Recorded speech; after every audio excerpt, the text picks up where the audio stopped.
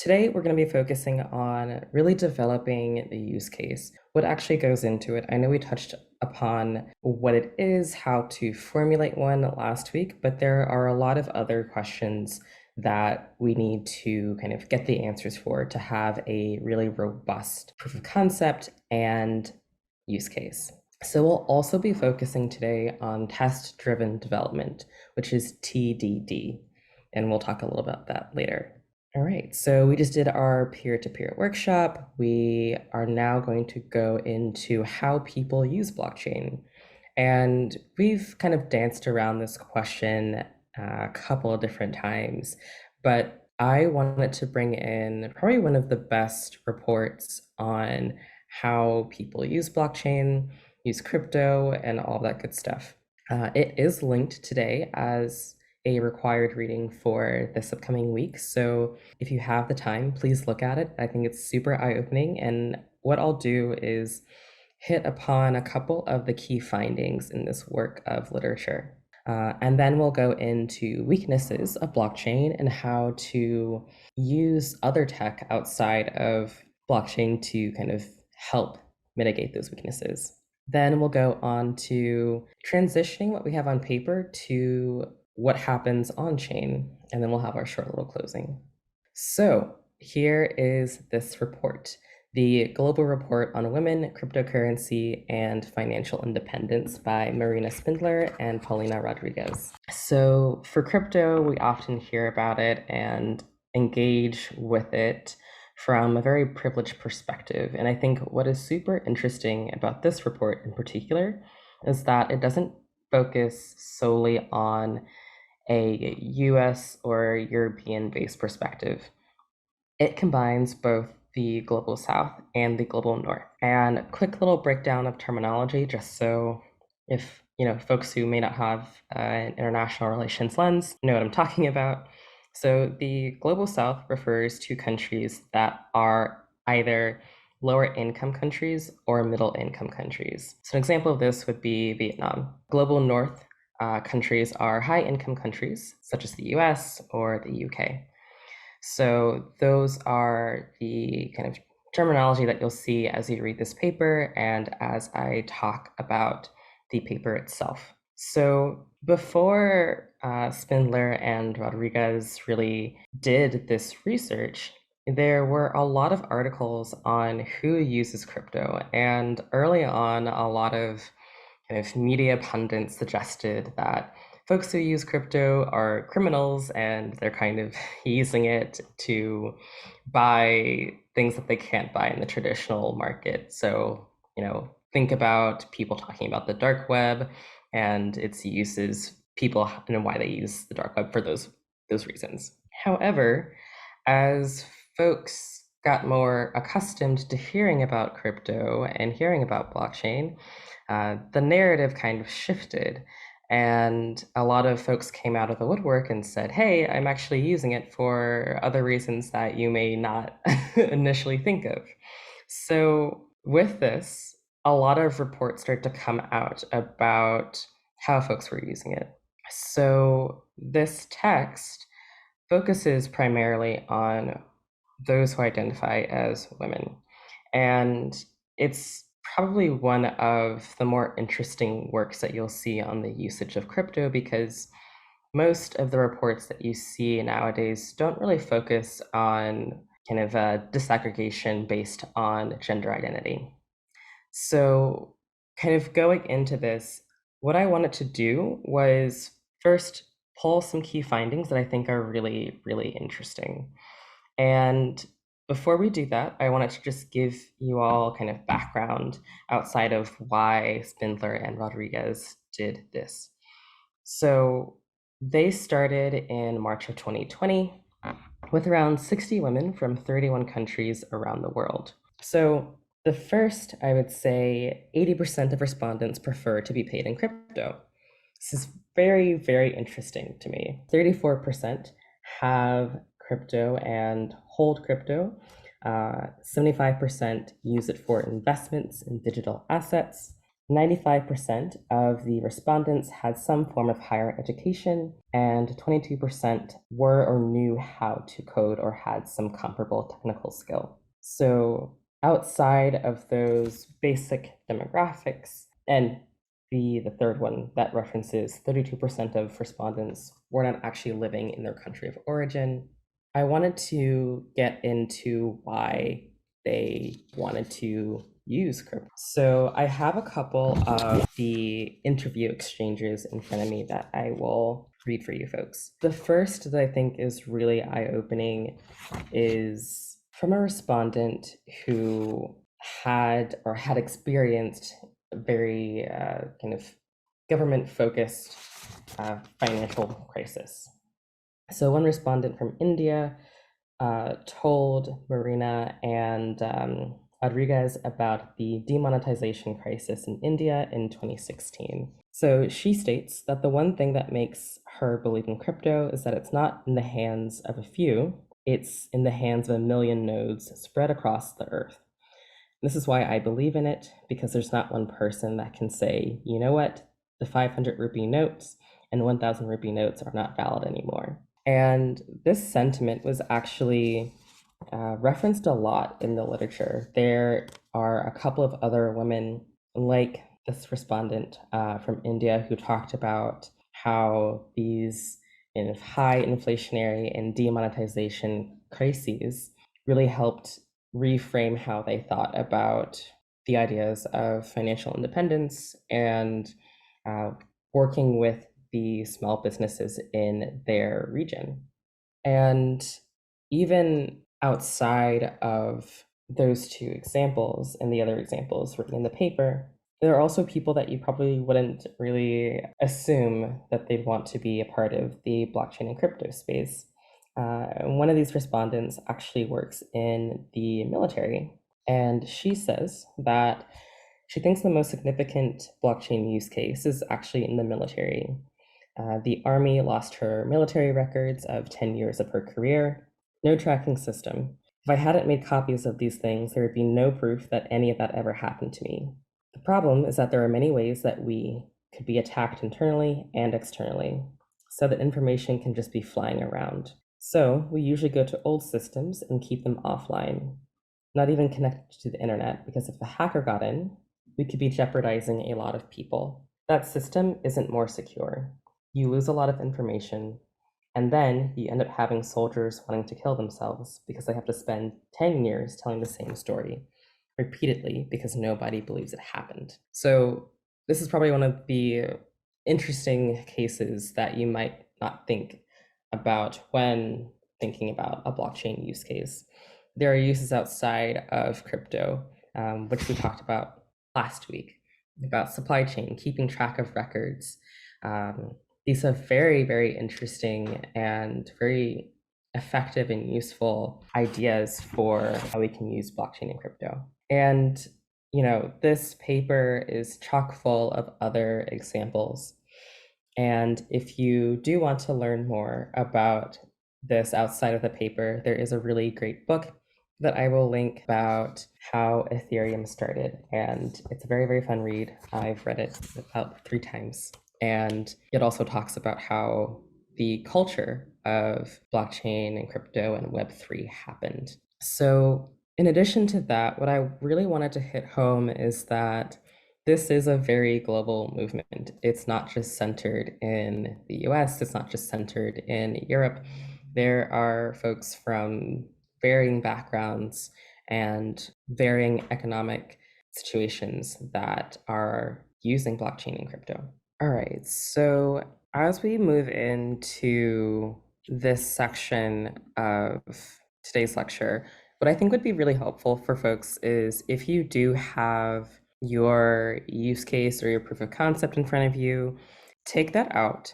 And as we go through this exercise, I want to make sure that that's available for you. So if, we talk about, let's say, friction or off-chain governance, you can think about what that may look like for your use case and how to better construct your use case. So Go ahead and feel free to take notes or take out your proof of concept.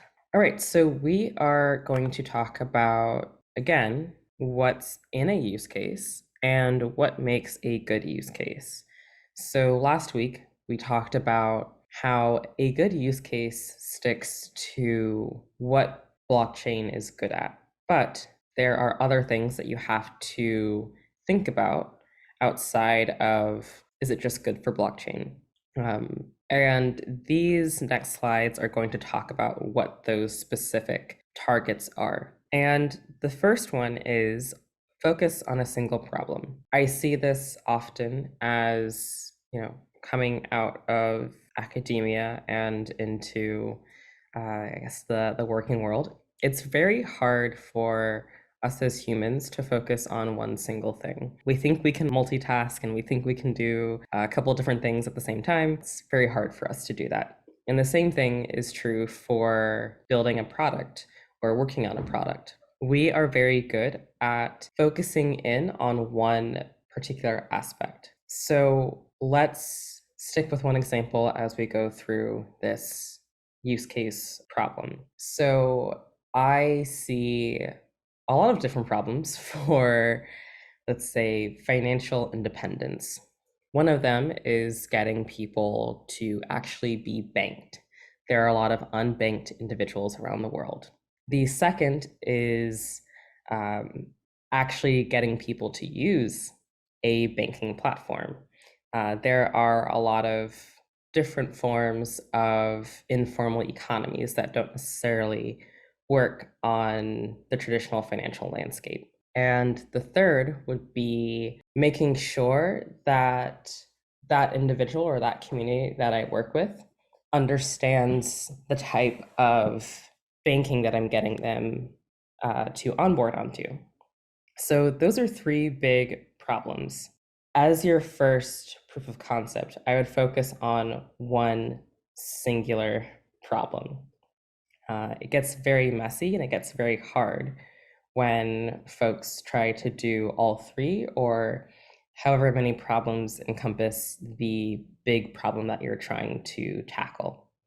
So for this example, I feel like I am very good at getting people to understand why banking is important. So I will stick with trying to ease the transition from being unbanked to banked. So as you're thinking about your proof of concept, sketch it out or however you like to outline and see if you are focusing on multiple problems or a single problem. And the key difference between your use case, focusing on multiple problems is if you end up writing a ton about separate things that don't really relate to what you're actually trying to get at. This is the kind of why of a research proposal. All right, secondly, addressing the friction or the problem. So you've picked a problem, now you have to figure out how to address it. So here is where more confusion kind of stems from. And with blockchain, and as we're learning a completely new subject, we have to think about how we're actually going to address it, right? So there are a couple of different avenues that we can go down. And for an example, this is not an exhaustive list, but first we have a smart contract. We can use, smart contracts to help address the problem. Maybe we can also have a DAO to address the problem, or we can have just a singular a peer-to-peer transaction system. Or maybe the answer is just to decentralize. So as you're looking at your use case, figure out which one of those makes sense. And it's okay if you have multiples of those. Say that, you want a DAO. Well, to have a DAO, you have to have a smart contract. To have a cryptocurrency, you also need a smart contract. So it's okay if there are two in tandem, but think about what exactly you will be using to address your problem. Thirdly, And probably the harder thing to understand is to consider human behavior, or as folks in this space call, off-chain governance. So the thing about being an architect within the space is you have to take the extra step and think about how people will use your application, will kind of understand and view what you are trying to fix. Is there enough buy-in? Is there maintenance associated with your application? Will people have to figure things out quickly? Is it easy to use? These are all questions that you're going to have to ask yourself. And if you're dealing with people outside of the normal populace, like private companies or governments, you have to think about, is this something a private company or a government would want to even onboard onto? Is this something that meets their security and privacy frameworks? Is this something that they already have in place? And if so, why would they want to use your application? Next, consider the design of it. So once you've kind of thought about, all right, I have this problem, I know how I'm going to address it, and I kind of know how my audience will use it. You'll then have to figure out how exactly the design of the application will unfold. So off of that is this, I would say they both go in tandem. Considering security and considering design, there's this kind of push and pull between making something very secure and private, but you have to also consider, is it actually usable for the average person? So with that, as we talked about blockchain, everything is viewable. So you don't want to put things on chain that are sensitive. And if you are considering using a zero knowledge proof, you still have to consider the sensitivity of that information and the privacy that goes along with that. How will you consider user privacy in the design of your application? Next, I have IPFS and Swarm, which we will talk about later. So I'll talk about more about what those two terms actually are. But basically, how will you store all of the data? And this may seem very contradictory, but blockchain is not the best at holding data. There are other databases out there that can and are ready to be equipped with a lot of storage. You can store things not necessarily on blockchain, but on a decentralized storage platform, such as IPFS or Swarm. So will your blockchain be, holding video? Will it be holding kind of the, NFTs? Will it be holding other large data types? You need to consider that as you build your application. So this is also something that will kind of stop your proof of concept right in its tracks. So we haven't talked about this, but basically, if you start to realize that blockchain isn't the database for you, you may be thinking about your use case in a very Web 1 or Web 2 concept. So there are CRUD databases and there's blockchain. So CRUD database is a database where you can create, read, update, and delete. Some of these features in CRUD are not transferable to blockchain. So for a CRUD database, these are databases that we are most familiar with. These are centralized databases. You can think of Google Docs as a CRUD database. You can create, you can read, you can update, and you can delete, and it's centralized. A blockchain database is not that. It is peer-to-peer, it is hard to delete, and it's hard to update.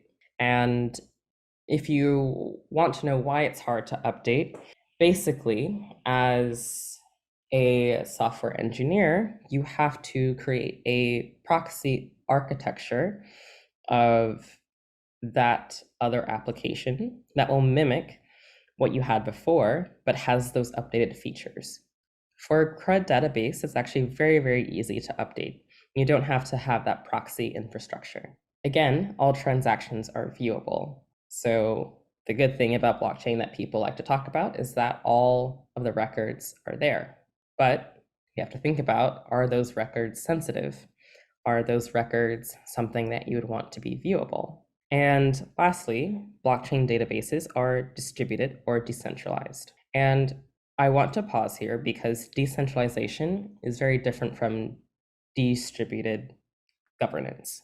And the difference is that for distributed kind of governance, you can think of there being equidistant poles in your head, if you can think about that. You have a node, and from that node extends a pole to another node. So within a distributed governance system, they're all equidistant. Decentralized is not equidistant. It's not centralized, so it's not concentrated in one area, but it's concentrated in different areas. So just a little footnote right there. I have a question about the viewable sensitive information. In that example from the paper earlier with the person in the army who, like, their personal and professional records were just gone. So they're thinking a solution is to have those records on the blockchain, but then wouldn't anyone have access to seeing like who's in the army and whatever, like the kind of thing that we're supposed to be protecting from hackers, being able to see the sensitive information. Is that sensitive information now just like viewable to everyone? I think I'm a little confused in that area. Yeah. So for that example, we kind of have to think again about like what type of blockchain, right? So we can build off of a public blockchain like Ethereum. For that example, for the person who served in the military, that's not the way to do it because Ethereum is a public blockchain and people can view and read and see what's going on. For her example to work, she would need to have her records on a private blockchain. So there are private blockchains like Hyperledger that deal with very sensitive information. So this sensitive information is, either health records or, records that you wouldn't want folks to see or records within the government. So those blockchains do exist. So with your use case, you kind of have to think about, is this going to be private or a public blockchain? Is this going to be a proof of authority based consensus mechanism? Is this going to be, proof of work? So there are all these kind of little things you have to think about within that broad category of transactions being viewable. Does that kind of make sense? Yes, thank you. Any other questions between the CRUD and blockchain? Can you elaborate or just go over again what you mean by equidistant versus not equidistant? Yeah, so a good example of this is as Bitcoin developed, and same with Ethereum, a lot of folks within the space noticed that there would be these concentrated groups of nodes that basically it was easier for them to get the token. And a lot of researchers were like, why is that? Why are these concentrated pools of nodes getting this uh, cryptographic equation answer faster than other folks? And it basically boils down to the differences between centralized, decentralized, and distributed. So in a decentralized network, it's a lot easier for those mining pools to be there and exist. And it's not necessarily bad, but it's not fair to other nodes who may not be close to that concentrated pool of node. Folks are looking at figuring out how to distribute consensus evenly. And that's where the difference between a decentralized network and a distributed network comes into play. It doesn't necessarily equate to the location being equidistant, but in your head, you can kind of think of it that way, if that makes it easier for you. So just is the distributed a way of combating that like concentration of ability to mine? Yeah. Okay.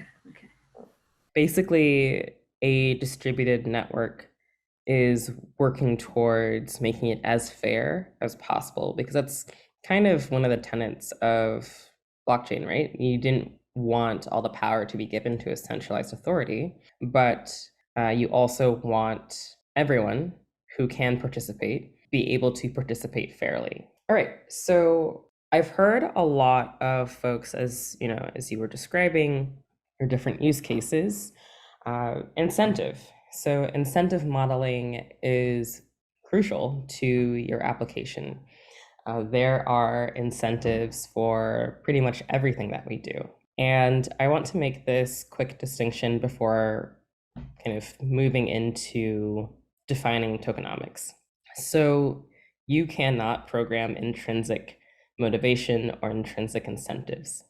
Intrinsic incentives and motivations are internal to that person. So if that person, doesn't want to engage with your app or doesn't want to engage with what you're building, it's going to be very hard to get them to want to do it if they basically don't want to do it in the first place. But you can program for extrinsic incentive. So we have examples of this with, basic money, status, power, and other tangibles that we use in our kind of everyday life. So what folks kind of talk about in this space is programming for tokenomics. And tokenomics is basically the study of how cryptocurrencies work within the broader ecosystem. So this includes things like token distribution, as well as how they can be used to incentivize positive behavior in the network. So a lot of you talked about having a monetary less system. And you can definitely program in a tokenomic system that doesn't rely on monetary value. It just depends on what that extrinsic motivation is. So, for example, Bitcoin and Ethereum, and I would say most other blockchains, do work and have different versions of tokenomics. So for Bitcoin, you have the traditional supply versus demand and scarcity modeling. So before I get into this, I do want to say the economist in me is kind of crying. These are not one-to-one. These are approximations. It's very hard to relate traditional finance and traditional economics to DeFi, as the models are not the same. And if you do find or come across someone who applies traditional economics to blockchain or cryptocurrencies, run away. They have no idea what they're talking about. So anyway, you can kind of think of these supply versus demand, scarcity modeling, and willingness to pay ratios as proxies to how you would think of them in the traditional financial and economic world. So Bitcoin has a finite supply, and this builds in scarcity. So you kind of have Bitcoin as this luxury good. And there are a lot of different luxuries that we have and that we interact with on a daily basis. We have oil, we have other non-renewable resources, we have even luxury fashion that has a finite supply. And the reason why those things can be expensive is because of that scarcity that's built in. And that scarcity can either be artificial, as in with Bitcoin, or not artificial, as in our non-renewable resources. So with Ethereum, you can kind of relate it to willingness to pay, which is this ratio that economists use to determine how much a rational actor is willing to pay for a good or service. So this idea can be adapted to the idea of staking within the Ethereum ecosystem. So users stake their worth to basically play the game of mining and achieving consensus.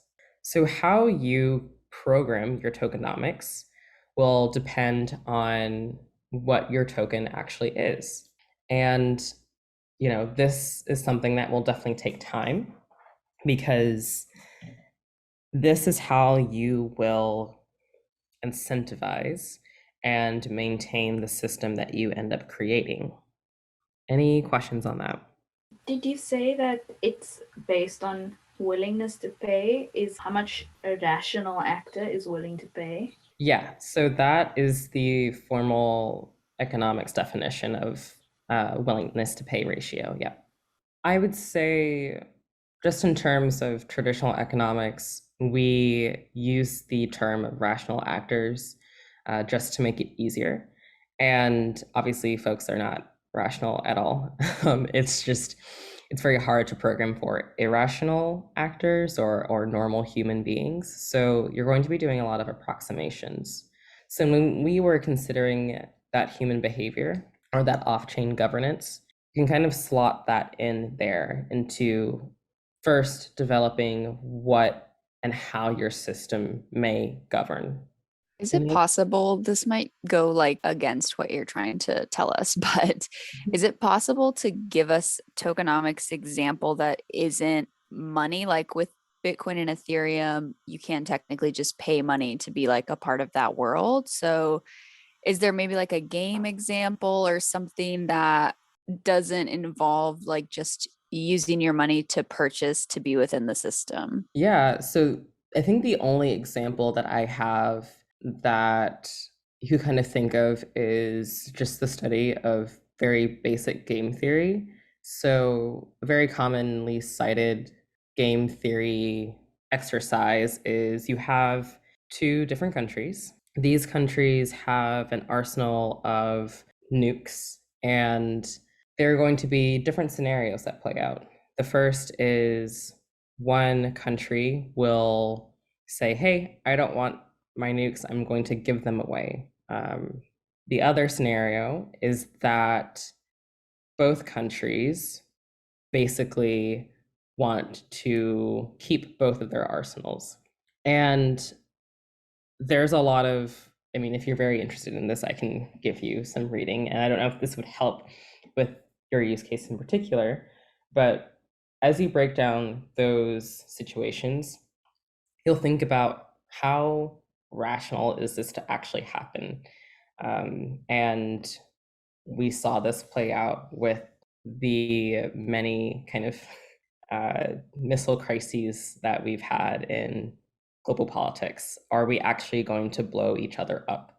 No, we're not. We may get close, but it's not going to happen.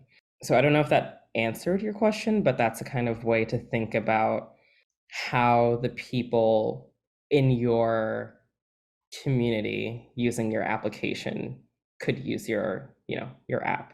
All right, so talking about weaknesses. So the first, and a couple of these we have talked about before, but these are very real issues that you have to think about as you're planning your application. So the first is the transaction speed. So blockchain is nowhere near the transaction speed of, say, a credit card.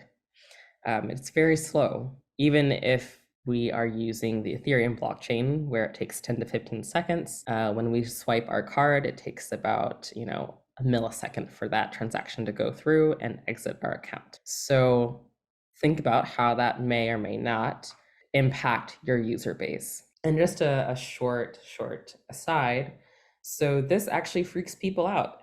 And I was one of those people that got freaked out. So I was using an application and I wanted to transfer some tokens to another account that I had. And I knew that it was going to be slow because I interacted with this before. And it took 3 days. And I was very freaked out because it was a large sum of money. So how are you going to mitigate that in your application? How are you going to let your users know that sometimes the blockchain can get congested? And especially if you're working with the Ethereum blockchain, people might get really angry that they have to pay larger gas fees. And I know we haven't talked about gas fees or anything with Ethereum, but there are fees associated with the transactions that you send across the Ethereum network. And these transactions are built in, one, to incentivize the miners, and two, to keep the blockchain running. So if anyone has ever, sent a transaction over Ethereum, you will recognize that you have three different speeds that you can choose from. The first is slow, the second is kind of average, and the third is the highest speed. And each of those speeds have different fees attached to it. The fees also fluctuate with the kind of the average price of ETH at that point in time and the amount of congestion that's on the network.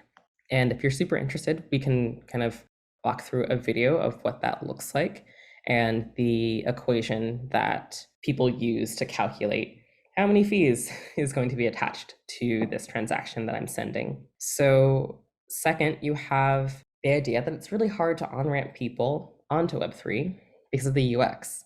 So we are very, very accustomed to the way that things are branded and the way that things are coded that are easy for us to kind of use. And there is an internal debate within the blockchain community on how to actually do this in a way that preserves the integrity of the space while also helping people who may have trouble kind of figuring out how to use, say, a wallet or kind of use a dApp.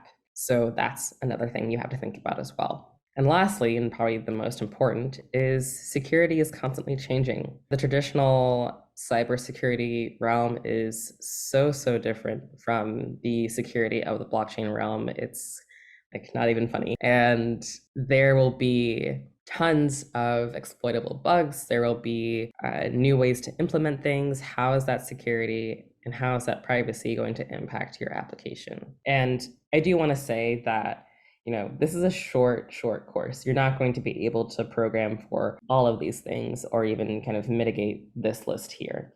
It's practically impossible. And for the security and the on-ramping, that would be another course in itself. So don't worry about that. Would it be better to use maybe like an alternative sort of system like Near or some of the other projects? Like, could that just be like how you solve it? You just use one that's like not as popular?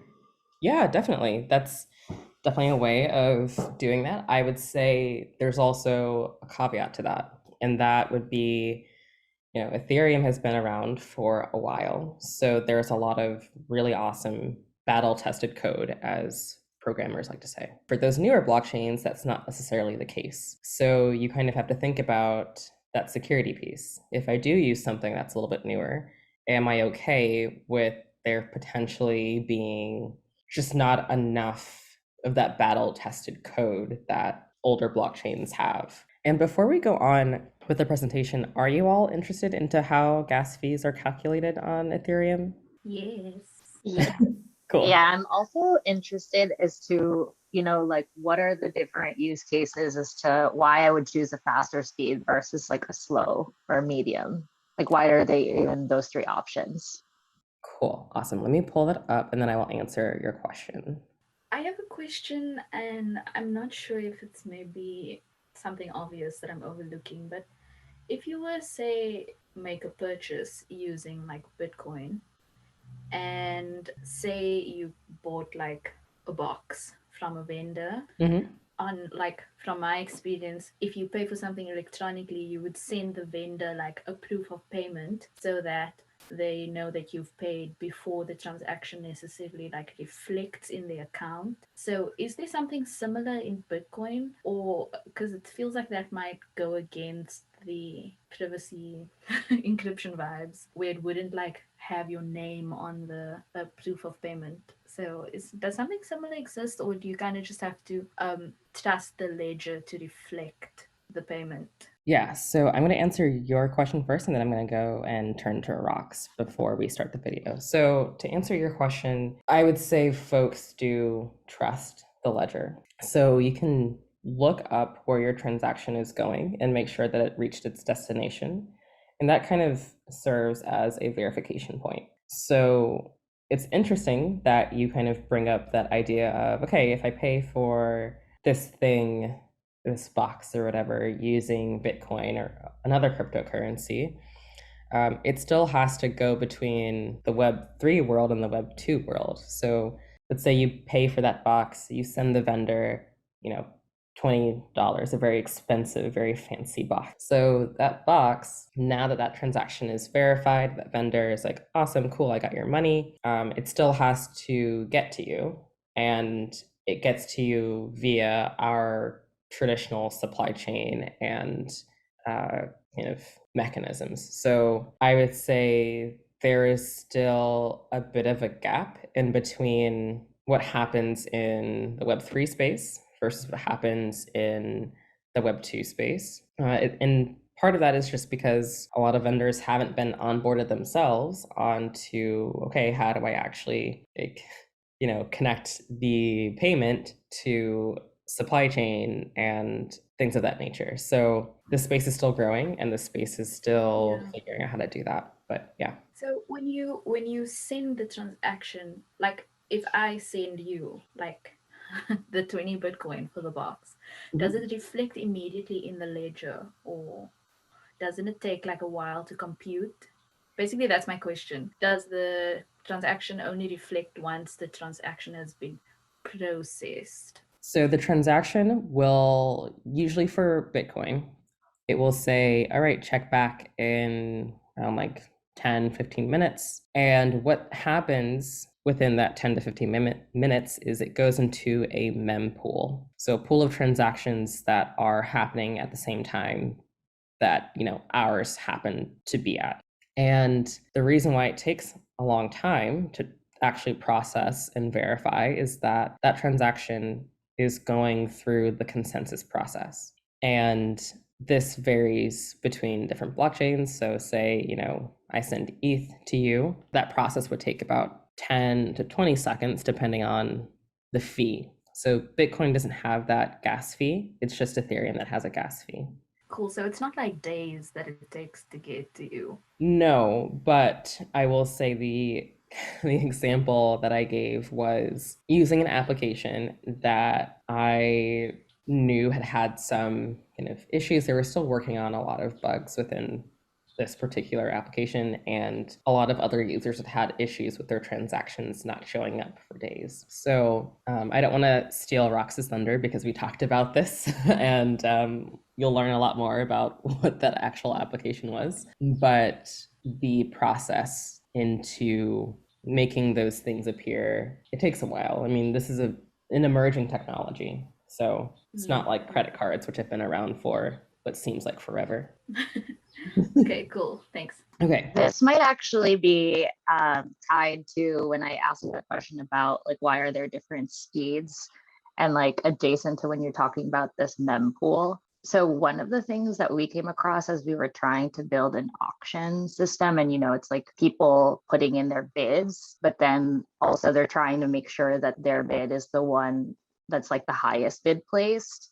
Would that be a reason why they would choose a higher speed to get their bid on the block faster than somebody that shows a slower speed? Yeah, exactly. So like if you have a flash loan and you have to give it to your loan originator by a certain time, and it's, a couple of $100,000, you want to make sure that it gets to that loan originator on time.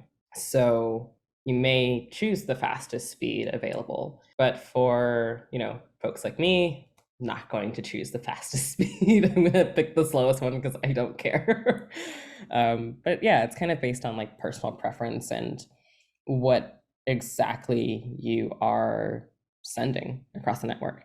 So this is also still kind of like slightly adjacent or adjacent and like riffing off of it. But one of the things that I was like not understanding quite is this kind of like minor incentive where you're trying to get your transaction in a block and knowing that it takes time to get it on there. I was like talking with an engineer and they were like explaining to me about how you can incentivize miners to like make sure that yours is put more of the priority than others. And I like didn't fully follow that. And I was like, that's something that I feel like is like a black hole to people in terms of like when they're first transacting and they don't know why others are prioritized. Like they don't know that what like how does this like prioritization happen, or like when at what point does like mine get in versus like others. I'm not sure I'm like explaining it correctly, but that's like also part of my limit of understanding. Cool. Well, I'm glad that you said that because that's a great segue into the video. So hopefully, we can take Nice. a couple minutes after the video to talk about some questions you all have, but let me go ahead and play that for you. And also just for folks to know, the Ethereum site, ethereum.org, don't go to .com, it's not the same thing. Ethereum.org has really, really great documentation on the entire ecosystem. And the same thing for Bitcoin. I am trained to use Ethereum and I use it on a daily basis. So I'm more accustomed to the Ethereum ecosystem. But if you want to learn more about not just, consensus, but you can learn about really a variety of things. And I will say that there is a lot of coding language to it. So if you're not familiar with that, it may be a little more intense, but I would say it's a very good resource. So go ahead and play this. What is Ethereum gas? To run your car, you need fuel. To run an application on Ethereum, you need gas. The gas mechanism makes Ethereum extremely efficient at allowing scarce resources on the network. Everything on the Ethereum network costs a little bit of gas, including transactions. Gas on Ethereum has a market price determined by demand for resources on the network. The amount of gas you need depends on how large of a contract you're trying to execute and how fast you want it executed. If you are willing to wait longer, you can pay less gas. If you want your contract or transaction executed faster, you pay more gas. Many functional tokens today have taken efficiency ideas from the Ethereum gas market and applied them to problems in other industries. Many believe the future lies in this kind of very efficient use of decentralized resources, which benefits all participants.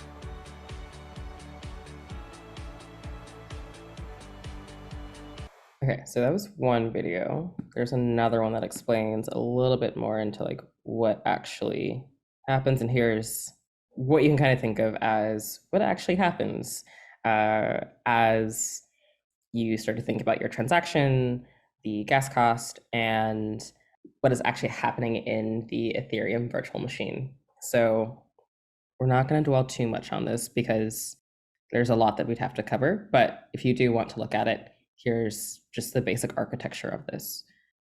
Exactly is gas? Why are transaction fees so high at the moment? And what are some of the ways to make the transaction cost lower? You'll find answers to these questions in this video.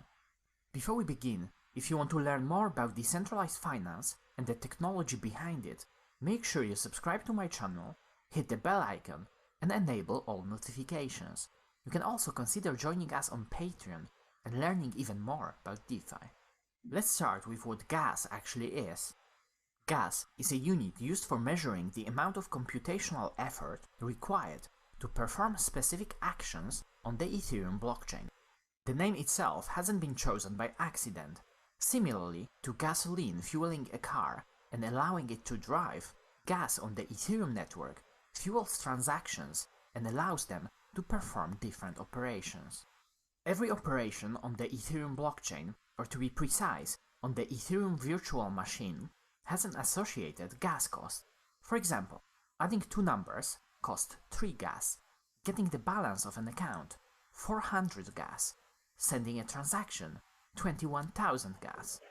Smart contracts usually consist of multiple operations that together can cost even hundreds of thousands of gas. What is interesting is that the gas cost by itself doesn't tell us how much we have to pay for a particular transaction. To calculate the transaction fee, we have to multiply the gas cost by gas price. The gas price is measured in gwei, a smaller unit than ether, where 1 gwei equals 0.8001 ETH.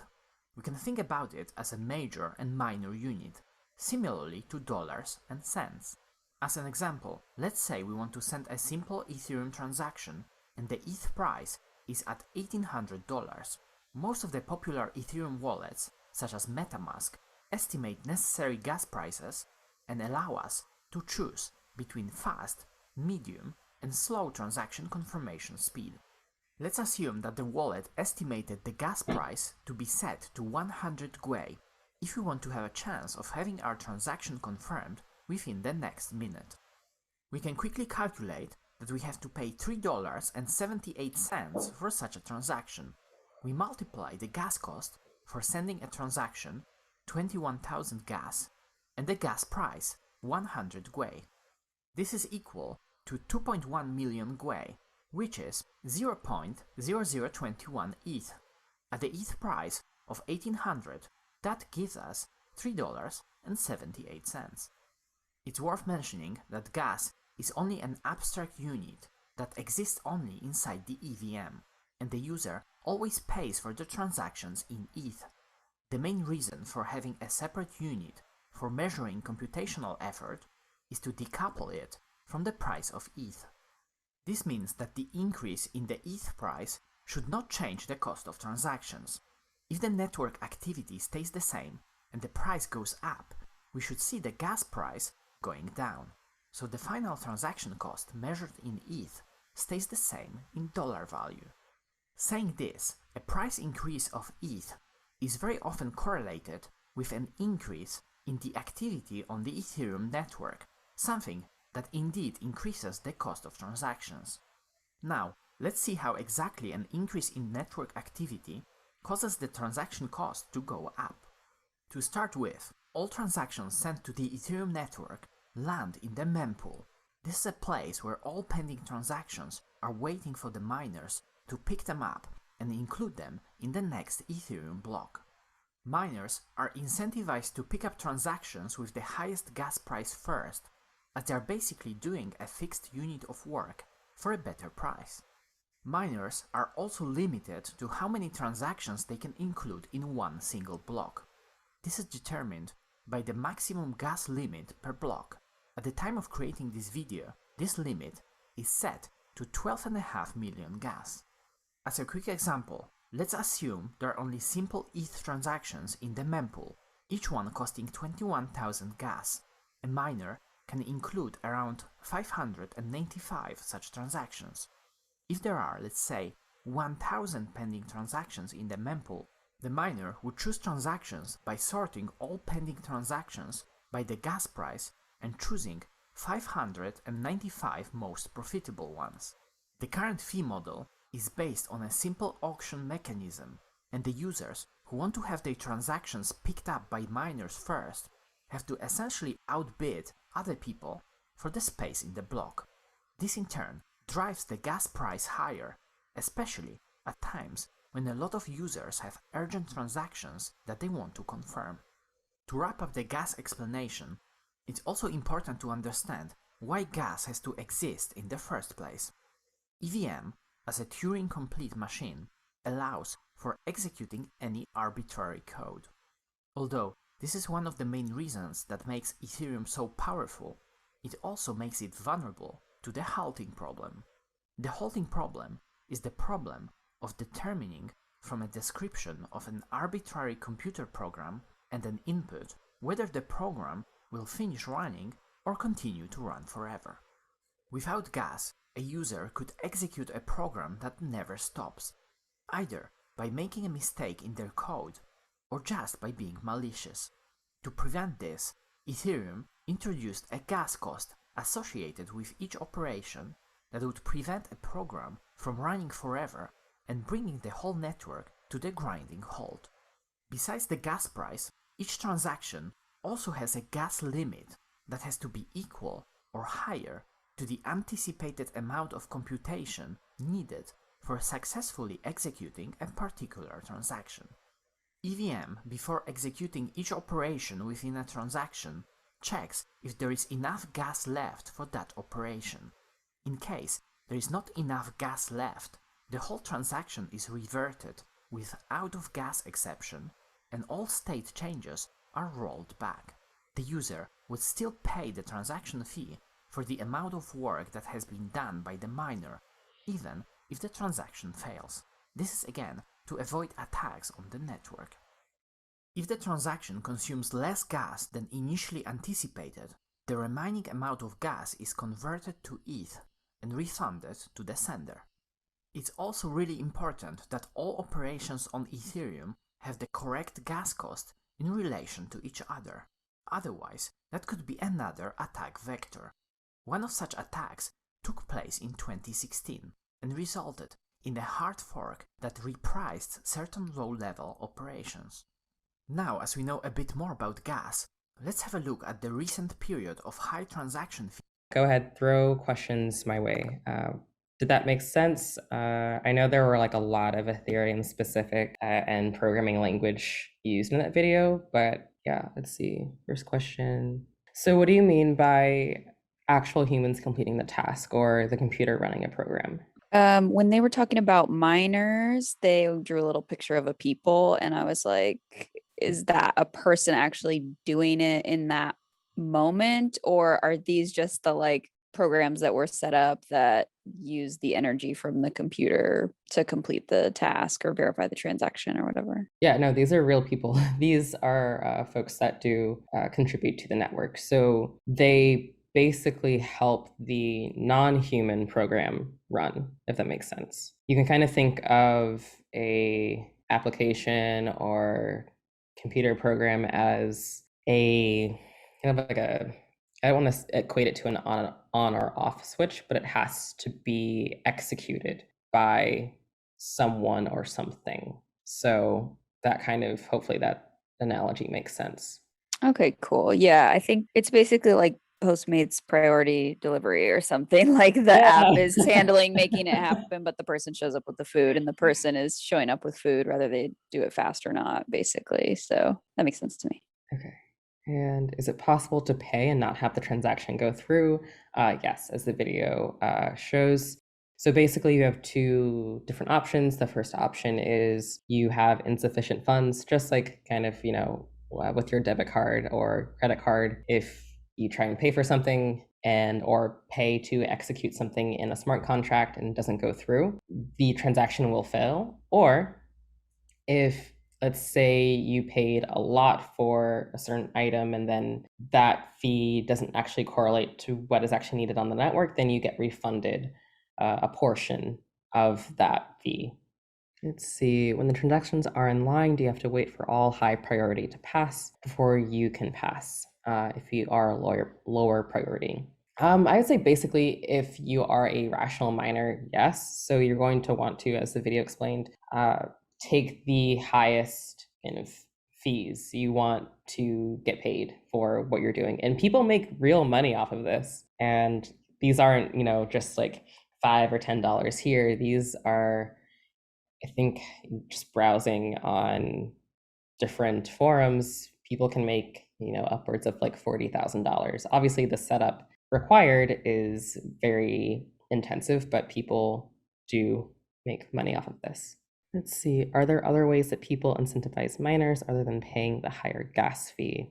I would honestly say not that I know of, and there may be other incentives out there, but besides the gas fees, I don't know of any. So I know like Ethereum has gas fees, but I've heard that like Near Protocol has storage staking and then Solana Protocol has storage rent. And I was wondering like what makes Protocol decide between those different options, and are they basically the same thing with different names?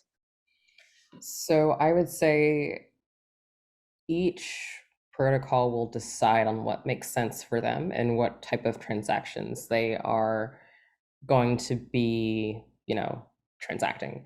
So for Ethereum, I mean, one of the biggest differences between Ethereum and I would say everyone else is that Ethereum wants to be the world's working computer.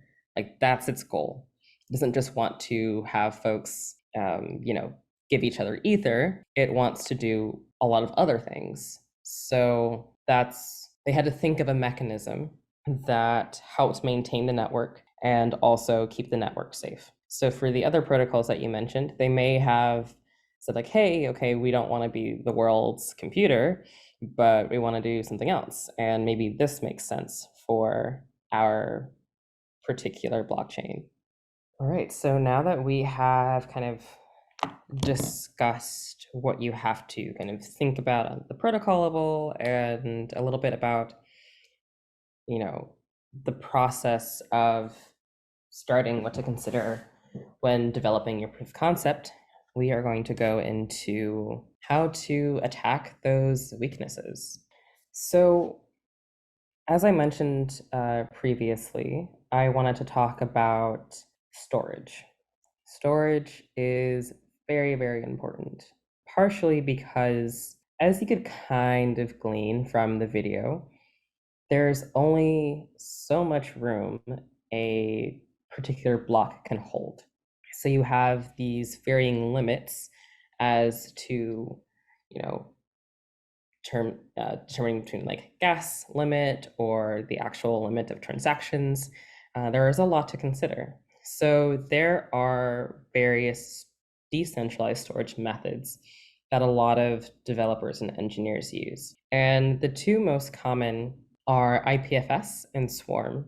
So what I will say is on my lecture notes, you can find the website of both IPFS and Swarm, but I'll kind of break it down for you while we're talking about it.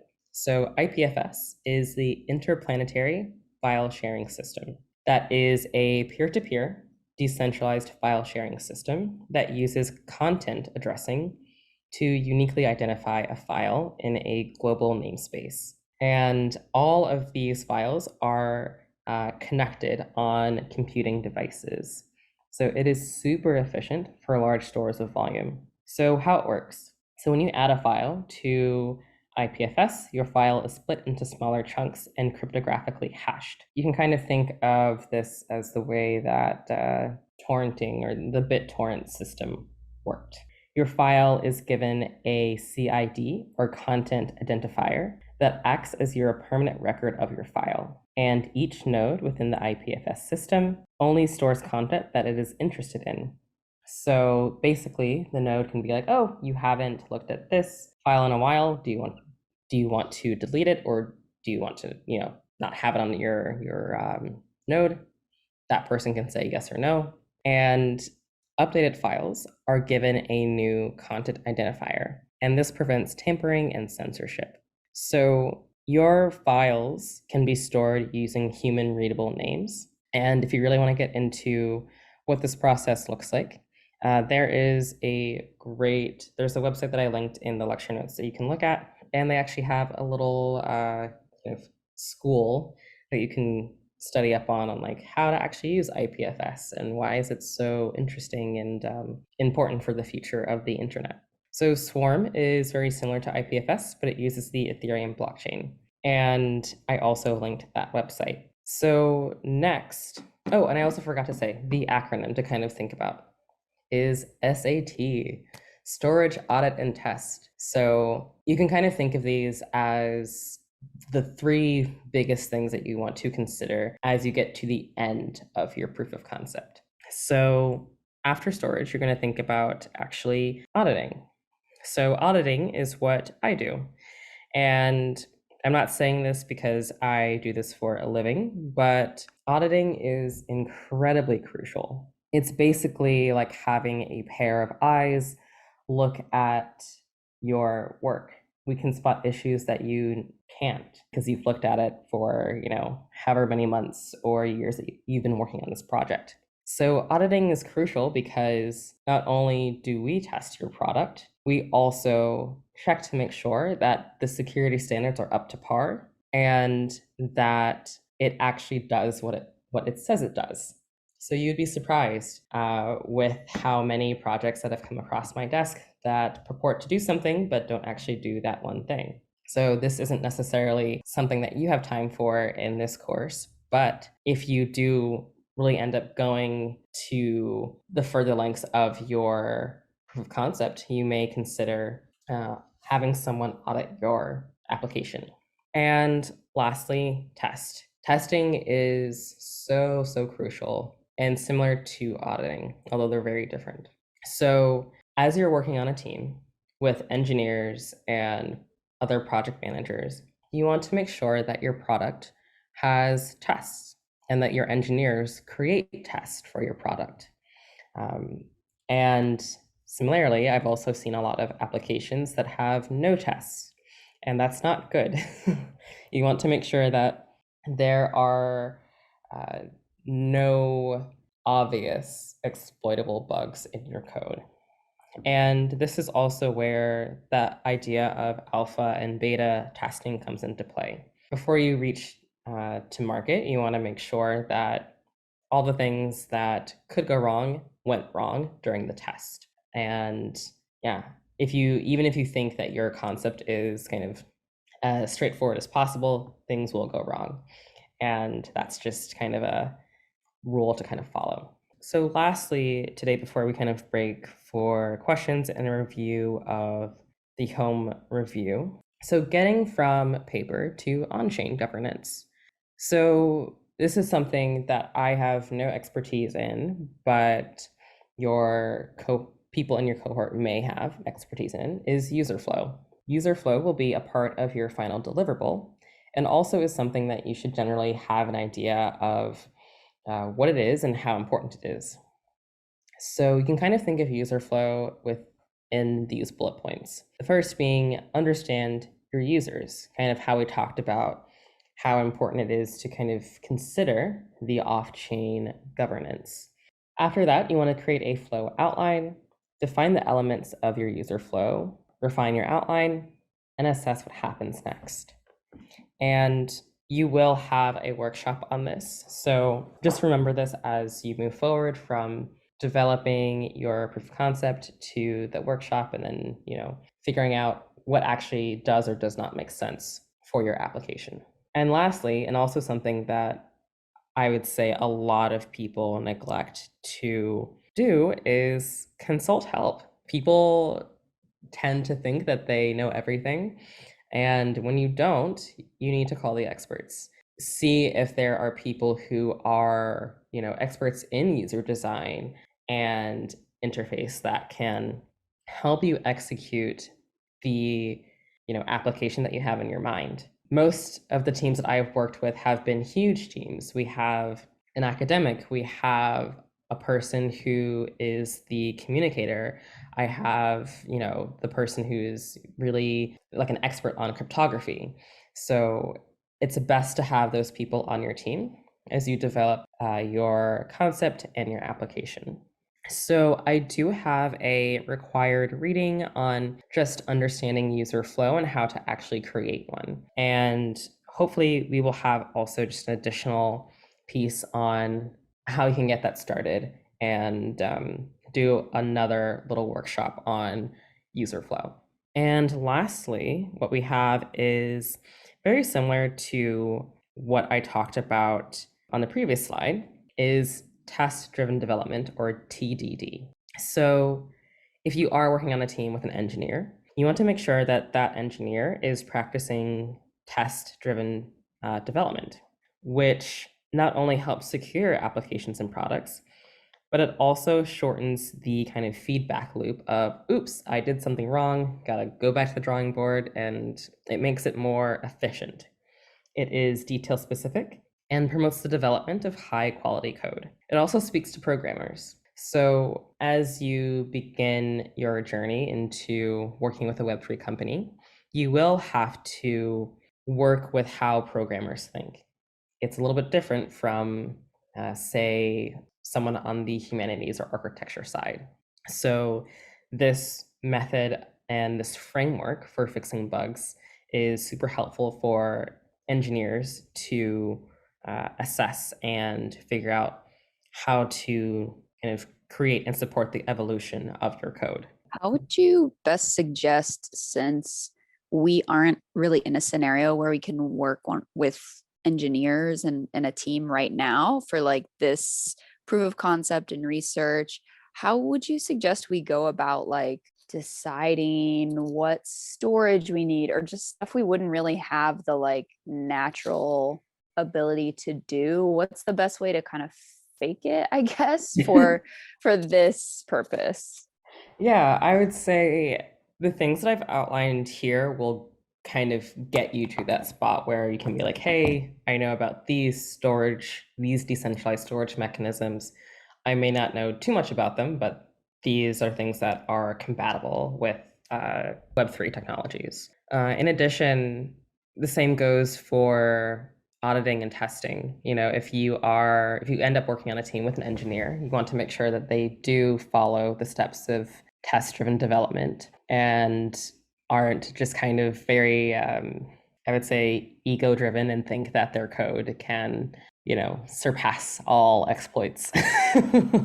And yeah, you don't really need to know much beyond that. It's fine if you do, but it's also fine if you don't necessarily know like the ins and outs of how that engineer is testing a product.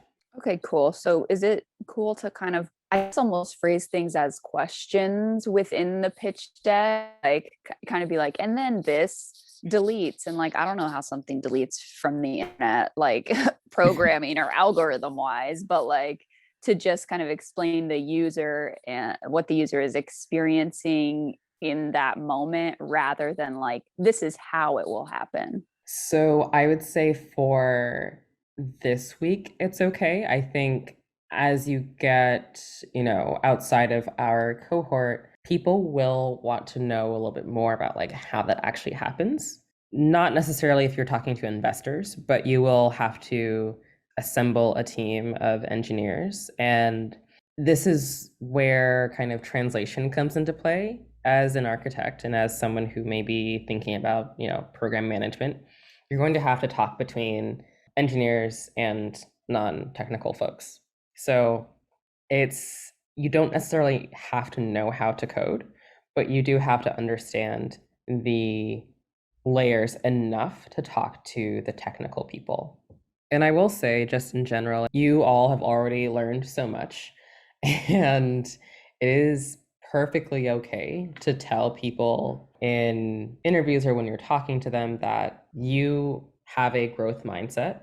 I am still learning tons on my job. The learning doesn't stop. You don't get to a point where, you have all the fundamentals down, you have all of this knowledge from whatever blockchain you're working with, and it stops there. It keeps going. So don't worry about having to understand everything right this second or during this cohort. On the Notion page, I have the 2 required readings. They're super light, so they're, the 2 readings that I referenced in today's lecture. And we have the additional reading of the distributed labs text, and this is specifically on IPFS if you want to learn more. Definitely optional, you don't have to do it. And the kind of actual assignment is to, again, develop your use case and develop it in as much detail as possible. So a couple things that you'll be focusing on are right here. Oops. So the first is that user flow diagram, and it's okay if it's not the final product. I just want to see the outline and just want to see the thought process. Any research progress put to paper, maybe an outline of the pitch deck if you have time. If you don't, that's totally okay. But lastly, I would say book a session with me to talk through your use case. And this is to prevent any ideas that don't necessarily make the cut, because essentially your deliverable at the end of this program is to have a product that fits within the Web3 ecosystem, makes sense for Web3, and has some sort of buy-in. And if it doesn't match 2 or 3 out of those three components, it doesn't make sense to present that to interviewers or anyone else within the Web3 space. So I would say out of all of the points here, definitely A, B, and D are the most important. And I'm put that right there. Hey, Gabrielle. Hey. I wanted to chat a little bit about my use case. I was thinking about it, and in general, I do think it's like an interesting idea. It was like earn crypto by protecting wildlife, yada yada yada, and like endangered animals and stuff, whatever.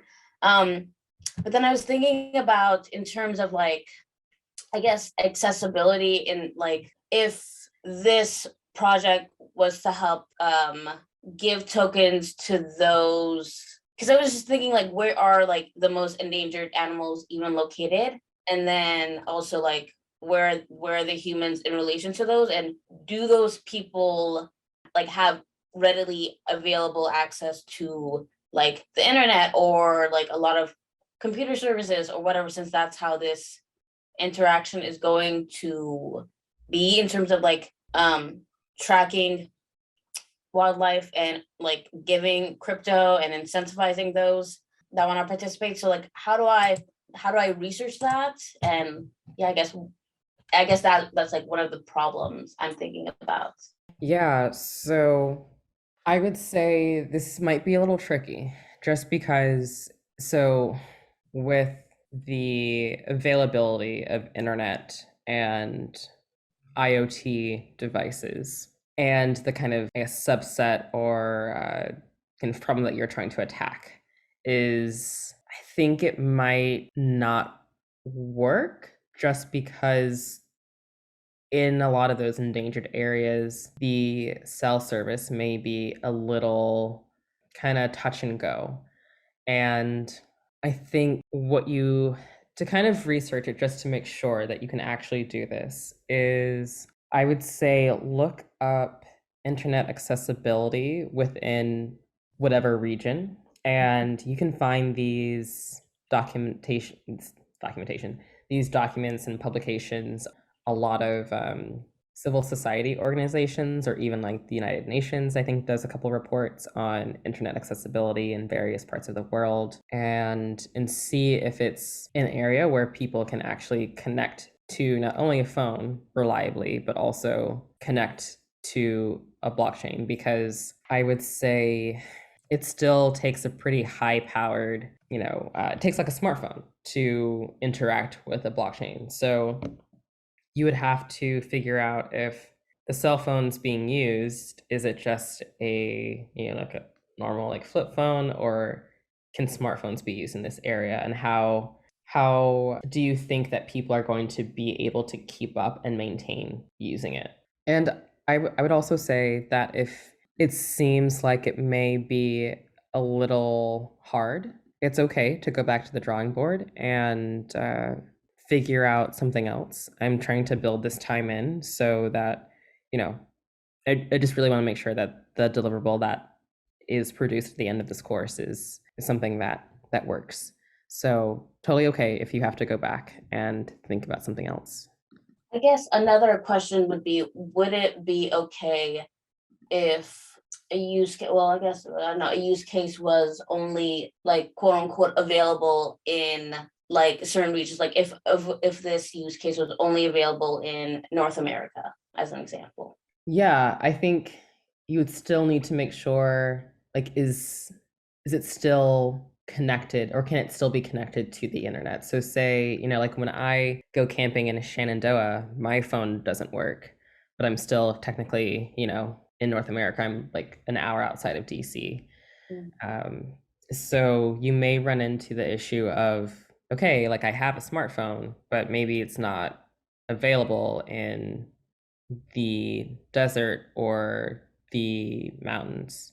And I'll also try to find some literature on what this looks like, because I know in a lot of, let's say, within the global south, let's say, I think like Nigeria, they have a lot of tech hubs where people use this technology.